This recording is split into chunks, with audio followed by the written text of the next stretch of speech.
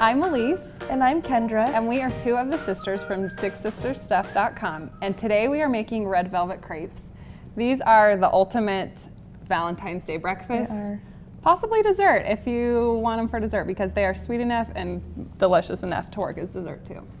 So today we're going to separate the dry ingredients from the wet, and then we'll add the wet. So to start with the dry, we have 1½ cups of flour, and then we also have 1½ tablespoons of cocoa powder. So these is already mixed in, so we're just going to mix that together.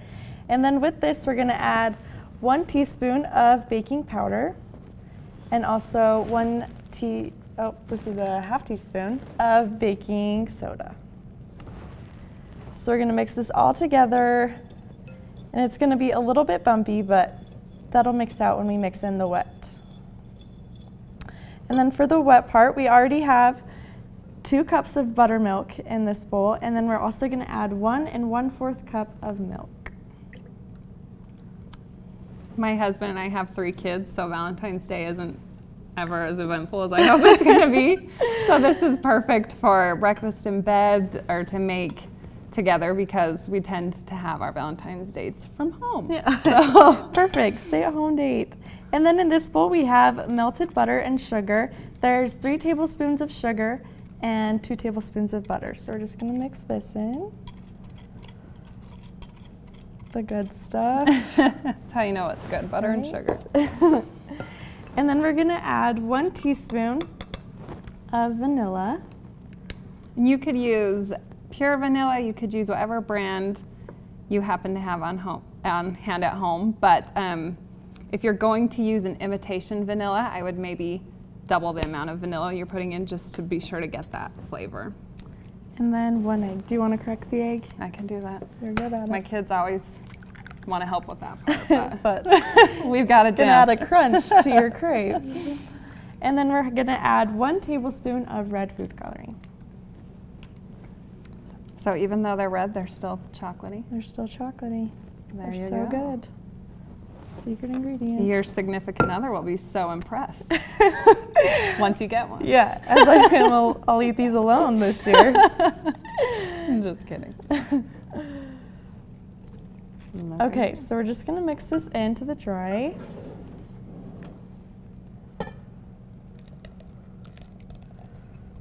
My kids would love these. So colorful. Thanks. Okay, and then we'll just whisk this around. And there's usually a few little bumps, but those will cook out as soon as you put it over the heat. So you've already got your pan heated up? To medium-high heat, and you want to be sure to spray it because these stick. And it's okay that the batter's thin, because that's how it spreads so easily, to have a thin crepe, right? Yes. Okay.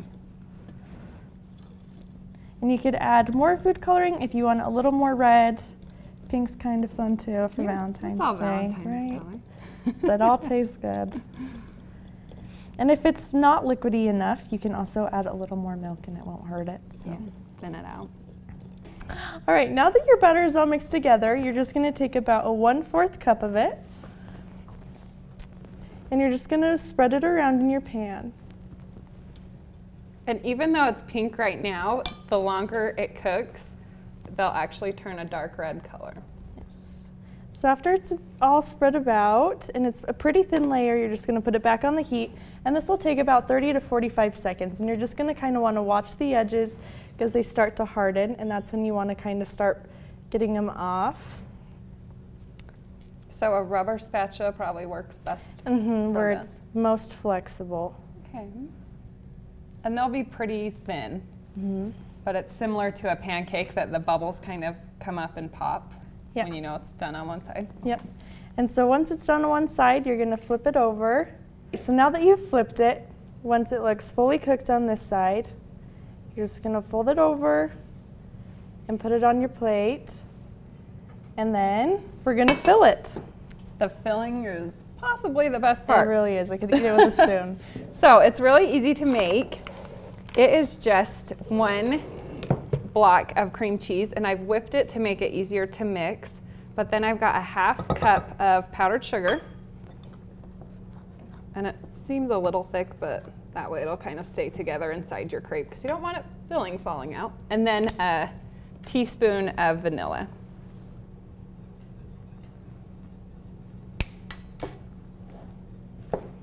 And if you wanted to be really festive, you could pipe this on with like a frosting piper or a piping bag, but we'll just mix it together and spoon it on. And this would be a fun part for your kids to do. They could fill their own crepes. You could also put fruit in with the cream if you wanted, but where it's red velvet and cream cheese, you don't need a whole lot more. You really don't. So after you've put your filling in, you can just roll them up. We've also got a chocolate ganache you can drizzle on top, and it's just 2 cups of dark chocolate chips and 4 tablespoons of butter, melted over low heat until they're nice and smooth and creamy. You can even top this with even more powdered sugar, and it tastes awesome.